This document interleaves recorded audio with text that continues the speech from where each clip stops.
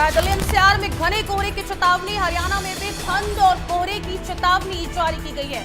कोहरे के चलते विजिबिलिटी कम हो गई है, वाहन चालकों को खासी परेशानी का सामना करना पड़ रहा है। आपको बता दें, हरियाणा में भी ठंड और कोहरे की चेतावनी मौसम विभाग की तरफ से जारी कर दी गई है। कोहरे के चलते विजिबिलिटी काफी कम हो गई है, तो वाहन चालकों को परेशानी का सामना करना पड़ रहा है।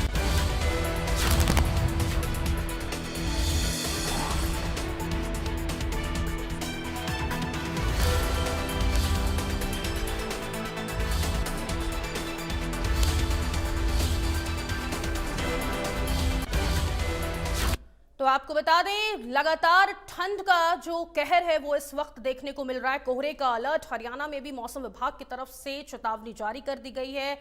यहां पर वाहन चालकों को खास परेशान यहां पर होता हुआ देखा जा रहा है। आपको बता दें, लगातार कोहरे का अलर्ट जारी किया गया है। विजिबिलिटी काफी ज्यादा कम हो गई है। कोहरे की वजह से सफर में सतर्क रहने के यहां पर जो चेतावनी है वो भी जारी कर दी गई है।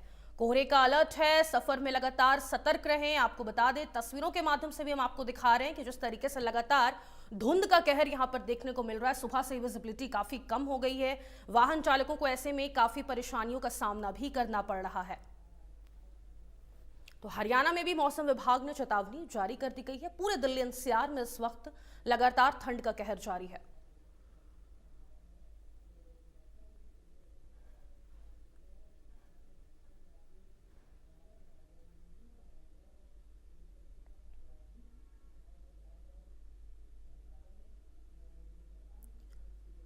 और ज्यादा जानकारी के लिए हमारे दो संवाददाता हिसार और भिवानी से जुड़ गए हैं। हिसार से आपको बता दें, यहां पर रवि जांगड़ा जुड़े हुए हैं और भिवानी से, माफ कीजिएगा, भिवानी से रवि जांगड़ा है और हिसार से कुलदीप सिंह हमारे साथ जुड़ गए हैं। भिवानी से पहले मैं रवि जांगड़ा का रुख करूंगी। रवि, वहां पर क्या देख पा रहे हैं आप इस वक्त? मौसम लगातार कहर बरपा रहा है, खासकर अगर धुंध की बात करें तो वाहन चालकों को काफी परेशानियों का सामना हो पा रहा है। बिल्कुल फातिमा, आज धुंध तो नहीं इस इलाके में, लेकिन शीतलहर जो है कड़ाके की पड़ रही है। हाड़ कपा देने वाली ठंड है, खून जमा देने वाली ठंड है। और यूं कहिएगा कि कई जगहों पर आज पाला जमने के आसार तक जताए गए। पाला भी कई जगह पर फसलों में और कहीं न कहीं पौधों पर जमा हुआ है।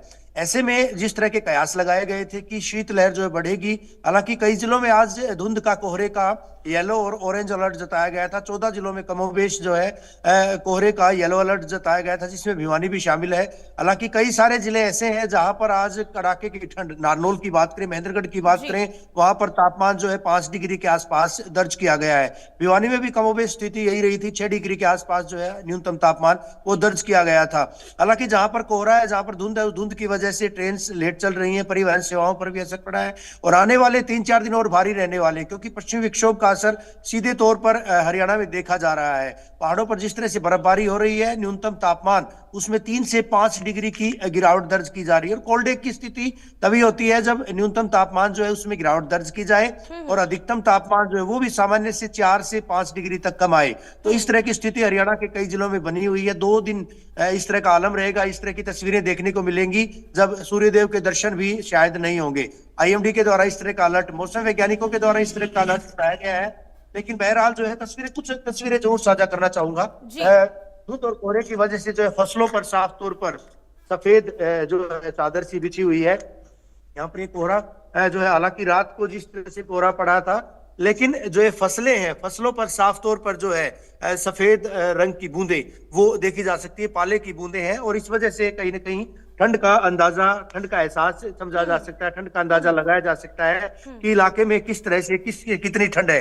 हालांकि आज कुछ इलाकों में, अगर मैं भिवानी की बात करूं, यहाँ पर कोहरा तो नहीं देखा जा रहा है, लेकिन बावजूद इसके जो शीतलहर है, जो कड़ाके की ठंड है, आज वो यूं कहिएगा कि 25 तारीख और एक बड़ा दिन माना जाता है। 25 तारीख के दिन जो है आज जिस तरह से लगातार सुबह से ही शीतलहर का प्रकोप जारी है, उसे कहा जा सकता है कि पूरे दिन इसी तरह से आज हवाएं चलेंगी। हालांकि शीत हवाएं चल रही हैं यहाँ पर। ठीक है कुलदीप जी, आपका मैं रुख करूंगी। कुलदीप, वहां पर किस तरीके का मौसम आप देख पा रहे हैं और मौसम विभाग की तरफ से क्या कुछ चेतावनी जारी की गई है? और अगर किसानों की बात करें तो जिस तरीके से लगातार धुंध पड़ती हुई नजर आ रही है, किसानों के फसलों के लिए क्या फायदा पहुंचाएगी या कुछ ऐसे फसल है जिनको नुकसान भी हो सकता है? देखिए, बिल्कुल जिस तरीके से मौसम विभाग के द्वारा अलर्ट जारी किया गया था शीतलहर को लेकर, बिल्कुल कड़ाके की ठंड पड़ रही है और जो तापमान है वो सामान्य से 3 से 4 डिग्री नीचे बना हुआ है। न्यूनतम तापमान की बात की जाए तो 5 डिग्री सेल्सियस के आसपास बना हुआ है। वो अगर फसलों की कोई विशेष तौर पर बात करें तो फसलों को लेकर जो है गेहूं की जो फसल है उसमें ये मौसम बेहद ही कारगर साबित होता है। गेहूं के उठाव के लिए ये जो पाला पड़ रहा है, सर्दी है, वो कहीं ना कहीं बहुत ही फायदेमंद साबित होती है। इसके साथ साथ जो है सरसों की फसल है उसमें भी फायदेमंद साबित होती है। लेकिन अगर लगातार 3 से 4 दिन तक कोल्ड डे की स्थिति बनी रहती तो सरसों के तने में जो है भरपूर मात्रा में पानी होता है और वो जम जाता है ठंड की वजह से। अगर लगातार 3 से 4 दिन तक ठंड ज्यादा पड़ती है, कोल्ड डे की स्थिति रहती, तो ऐसे में हल्की सी भी हवा चलते ही जो है वो सरसों के तने टूट जाते हैं। तो इस तरीके से सरसों की फसल में और गेहूं की फसल में अभी तक तो जो है फायदे की स्थिति है। लेकिन अगर लगातार 3 से 4 दिन तक कोल्ड डे की स्थिति बनी रही थी तो कहीं ना कहीं सरसों की फसल में हल्का नुकसान संभावित है। लेकिन गेहूं की फसल के लिए बेहद ही फायदेमंद साबित हो रही है। वहीं कोहरे की बात की जाए तो लगातार कल भी जो है सुबह ही धूप निकल चुकी थी, कोई कोहरा नहीं देखा गया था और आज भी वही स्थिति बनी हुई है। ठंड जरूर है, शीतलहर चल रही है, ठंडी हवाएं चल रही हैं, लेकिन कोहरे की स्थिति भी आज हिसार में नहीं है। सुबह सुबह जो है धूप निकल चुकी है। और वहीं AQI की बात की जाए तो AQI जो है 180 के आसपास बना हुआ है। लगातार कई दिन से यही जो है एयर क्वालिटी इंडेक्स बना हुआ है हिसार में और लोगों को कहीं ना कहीं ठंड से जरूर परेशानी देखने को मिल रही है। वहीं स्कूली बच्चे जो सुबह सुबह स्कूल के लिए निकलते हैं उनको ठंड को लेकर जो है बेहद दिक्कतों का सामना करना पड़ रहा है। सामान्य जो है आमतौर पर अगर इतनी ठंड में जो है प्रशासन के द्वारा स्कूलों का समय बदल दिया जाता है या फिर जो छोटे बच्चे हैं उनकी छुट्टियां कर दी जाती है, लेकिन इस बार अभी तक ऐसा कोई भी फैसला प्रशासन की तरफ से नहीं लिया गया है। जी ठीक है रवि, आपका रुख करूंगी मैं। जैसा कि अगर स्कूल कॉलेजों की बात कर ली जाए तो छोटे बच्चों को इतनी ठंड में स्कूल जाना पड़ रहा है। कोई ऑफलाइन मोड में जिस तरीके से लगातार स्कूल अभी तक चल रहा था, ऑनलाइन मोड में या हाइब्रिड मोड में इसको कन्वर्ट करने की कोई कोशिश प्रशासन की तरफ से यहाँ पर होती हुई नजर आ रही है? देखिए, बिल्कुल दुरुस्त फरमाया फातिमा आपने। जैसे सहयोगी कुलदीप भी अभी फरमा रहे थे, बता रहे थे कि अभी इस तरह की कोई व्यवस्था नहीं की गई। हालांकि हरियाणा स्कूली शिक्षा विभाग के द्वारा जो शेड्यूल था, शेड्यूल के मुताबिक 1 तारीख से 15 तारीख तक, अगर 1 से 15 जनवरी की विंटर वेकेशंस की बात करें, शीतकालीन अवकाश की बात करें, उसकी घोषणा, उसकी अधिसूचना, उसका नोटिफिकेशन जरूर जारी किया गया है। लेकिन इस बीच क्योंकि 9वीं व 11वीं हरियाणा के अगर स्कूली शिक्षा विभाग की बात करें, 9वीं व 11वीं के सेट एग्जाम सभी चल रहे हैं, जो कि 2-3 महीने के बाद जिस तरह से जो असेसमेंट टेस्ट आयोजित किए जाते हैं वो चल रहे हैं। और दिन में 2 मरतबा जो है, दिन में 2 परीक्षाएं होती हैं। ऐसे में ये परीक्षाएं भी 30 तारीख तक पूरी करनी है। उसके बाद नतीजे इनके तैयार करने हैं, इनके परिणाम तैयार करने हैं। तो विभाग के द्वारा संभवतः अब कोशिश की जानी चाहिए इस तरह से कि कम से कम समय तो जरूर बदला जाए, क्योंकि जो छोटे बच्चे हैं उनको बेहद परेशानियों से रूबरू होना पड़ता है, उनको जो है ज्यादा परेशानियों से मुखातिब होना पड़ता है इस वजह से। पर ऐसे में अगर समय तब्दीली की जाती है, हर बार की जाती है मौसम के लिहाज से, मौसम को देखते हुए, धुंध को देखते हुए। हालांकि 2 दिन से कोहरा और धुंध तो नहीं है यहाँ इस इलाके में, लेकिन जिस तरह का अलर्ट जारी किया गया कि आने वाले दिनों में और ज्यादा कोहरा भी पड़ेगा, धुंध भी पड़ेगी, रेड अलर्ट तक जारी किया गया 26 तारीख के बाद। एक और जो पश्चिमी विक्षोभ है वो एक्टिव होगा, लेकिन वो कमजोर होगा। लेकिन फिलहाल जो असर देखा जा रहा है पहाड़ों पर बर्फबारी का, वो उत्तरी पश्चिमी हवाओं की वजह से जो है देखा जा रहा है। और इस वजह से कई सारे जिले ऐसे हैं जहां पर कोल्ड डे की स्थिति, सिरसा की बात करें, जैसा सहयोगी अभी बता भी रहे थे, हिसार में भी इस तरह की स्थिति है। तापमान जो है, न्यूनतम तापमान 5 डिग्री के करीब आया है। नारनौल की बात करें, गुरुग्राम की बात करें, तमाम वो जिले हैं जहां पर न केवल न्यूनतम तापमान में गिरावट लगातार दर्ज की जा रही है, आने वाले 2-4 रोज में इस तरह से और भी गिरावट दर्ज की जाएगी। अभिभावकों का क्या कहना है, उनकी तरफ से मांग की गई है क्या? बिल्कुल, अभिभावक चूंकि अमूमन जो है लोग कहते हैं कि जो है छुट्टियां अगर ना भी की जाए तो कम से कम स्कूल समय में तब्दीली की जाए। स्कूल समय जैसे 9:30 बजे का मुकर्रर किया गया है, तो उसको 10 या 10:30 बजे किया जाए। उसके बाद जो है इजीली जो आसानी से स्कूलों में जा सकते हैं। हालांकि प्रशासन की अगर बात करें, प्रशासन के द्वारा जरूर निर्देशित किया गया है कि जो प्राइवेट स्कूलों की बसें हैं, निजी स्कूलों की बसें हैं, वो एहतियात बरते, पूरी तरह से स्पीड गवर्नर जो है अपने वाहनों में लगवाएं और दूसरे तमाम जो साधन है, तमाम जो दूसरे संसाधन है उनका इस्तेमाल करें। रिफ्लेक्टर की चाहे बात करें या फिर जो ट्रैफिक रूल्स की बात करें, बार बार उनकी चेकिंग भी की जा रही है। लेकिन ये हल नहीं है। हल ये है कि अगर इस तरह से किया जाता है स्कूल समय में थोड़ी ठीक है। तब्दीली की जाती है छोटे बच्चों को देखते हुए। हालांकि अवकाश की जरूर घोषणा की गई है 1 तारीख से, लेकिन बावजूद इसके अगर समय में तब्दीली की जाती है, जिला प्रशासन को इस तरह का अधिकार हर बार जो है सरकार और संबंधित महकमे के द्वारा जरूर दिया जाता है।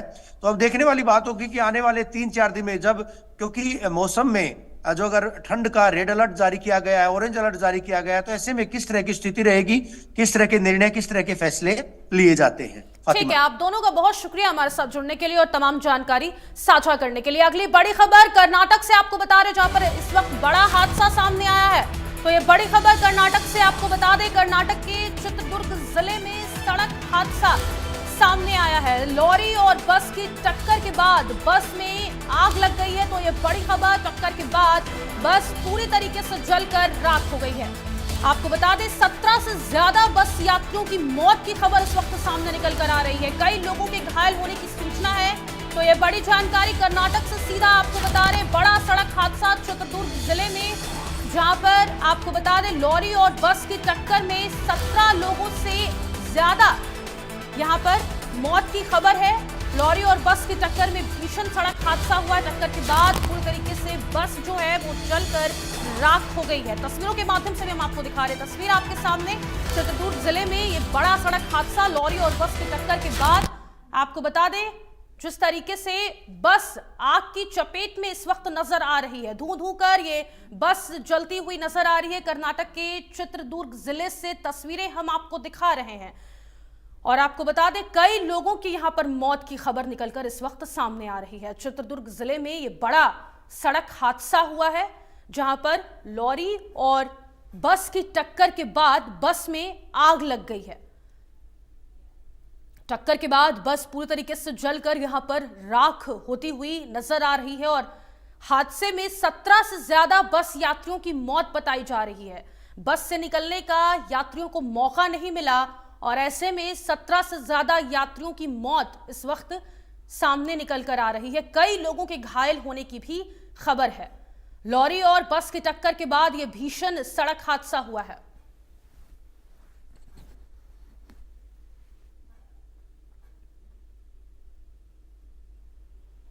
और अगली बड़ी खबर यमुनानगर से आपको बता रहे, जहां पर गैस हादसों से जुड़ी ये बड़ी जानकारी इस वक्त की आप तक पहुंचा दें। प्रतापनगर के बल्लेवाला मार्केट में धमाका हुआ है। यमुनानगर के प्रतापनगर से ये बड़ी खबर है, गैस वेल्डिंग के दौरान ये बड़ा हादसा हुआ है। कबाड़ी की दुकान पर विस्फोट हुआ है। तो आपको बता दें कई किलोमीटर तक जो गूंज है वो सुनाई दी है। एक युवक की मौत हो गई है और एक गंभीर रूप से घायल बताया जा रहा है। वेल्डिंग की चिंगारी से ये धमाका हुआ है। तो ये बड़ी खबर आपको बता दें प्रतापनगर से, जहां पर यमुनानगर के प्रतापनगर के बल्लेवाला मार्केट में धमाका हुआ है। गैस वेल्डिंग के दौरान ये हादसा सामने निकल कर आया है। कबाड़ी की दुकान पर विस्फोट होने से एक युवक की मौत की खबर सामने निकल कर आ रही है, जहां पर एक गंभीर रूप से घायल बताया जा रहा है। वेल्डिंग की चिंगारी से धमाका हुआ है और धमाके की आवाज आपको बता दें दूर तक सुनाई दी है। तस्वीरों के माध्यम से भी हम आपको दिखा रहे हैं, जहां पर यह बड़ा हादसा हुआ है गैस वेल्डिंग के दौरान प्रतापनगर के बल्लेवाला मार्केट में। ये बल्लेवाड़ा गांव है, यहाँ एक कबाड़ी की दुकान है। इस दुकान में 2 लड़के आग सेक रहे थे, जो वहाँ एकदम किसी चीज का धमाका हुआ है। मोंटी वो घायल है। अब इसकी जांच कर रहे हैं किस कारण धमाका हुआ। कोई आग वगैरह सेक रहे थे? आग सेक रहे थे यार। कितने लोग थे? दो लड़के थे। अभी कुछ ऐसा जो कंडेंसर वगैरह होता है जो मोटरों पे लगता है, उसकी वजह से कोई हुआ है, उसकी जांच कर रहे हैं। बाकी अभी पता नहीं कौन आया। तो तस्वीरों के माध्यम से हम आपको दिखा रहे हैं गैस वेल्डिंग के दौरान ये बड़ा हादसा हुआ है, जिसकी गूंज कई किलोमीटर तक सुनाई दी है। प्रतापनगर के बल्लेवाला मार्केट में ये धमाका हुआ है। एक युवक की मौत की खबर है, एक गंभीर रूप से घायल बताया जा रहा है। तो यमुनानगर के प्रतापनगर के बल्लेवाला मार्केट में ये हादसा सामने निकल कर आया है। 2 किलोमीटर तक जो है वो आवाज गूंजती हुई सुनाई दी है। स्टोन क्रशर जोन के पास ये पूरा धमाका हुआ है। ये आपको बता दें जिस तरीके से हम आपको ताजा तस्वीरें दिखा रहे हैं, कबाड़ी की दुकान पर विस्फोट हुआ है, एक युवक की मौत बताई जा रही है। तस्वीरों के माध्यम से हम आपको दिखा सकते हैं कि भारी पुलिस प्रशासन इस वक्त मौके पर तैनात है। 2 किलोमीटर दूर तक आवाज गूंजी है। बल्लेवाला मार्केट में ये पूरा धमाका हुआ है। एक युवक की मौत की खबर बताई जा रही है, जबकि एक युवक गंभीर रूप से इस वक्त घायल है। तो कबाड़ी की दुकान पर यह विस्फोट हुआ है। 2 किलोमीटर दूर तक आवाज गूंजी है। एक युवक की मौत हो गई है, एक गंभीर रूप से इस वक्त घायल है।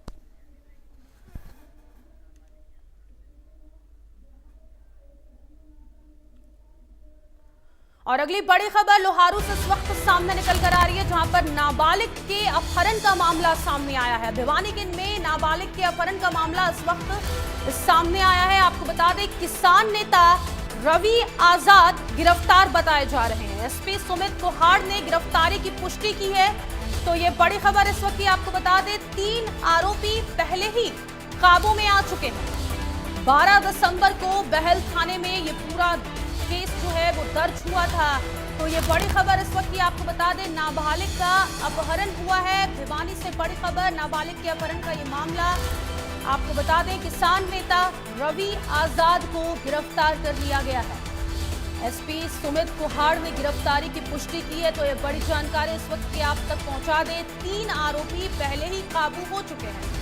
तो बड़ी खबर है इस वक्त की, 12 दिसंबर को बहल थाने में केस दर्ज कराया गया था, जिसके बाद गिरफ्तारी हुई है। आज किसान नेता रवि आजाद गिरफ्तार बताए जा रहे हैं। भिवानी में नाबालिग के अपहरण का मामला है। तो ये बड़ी खबर इस वक्त की आपको बता दें, किसान नेता रवि आजाद गिरफ्तार बताए जा रहे हैं। वहीं एसपी सुमित कुहाड़ ने पुष्टि की है। किसान नेता रवि आजाद गिरफ्तार बताए जा रहे हैं। रुक रहे एक छोटे से ब्रेक के लिए, फौरन हाजिर होंगे।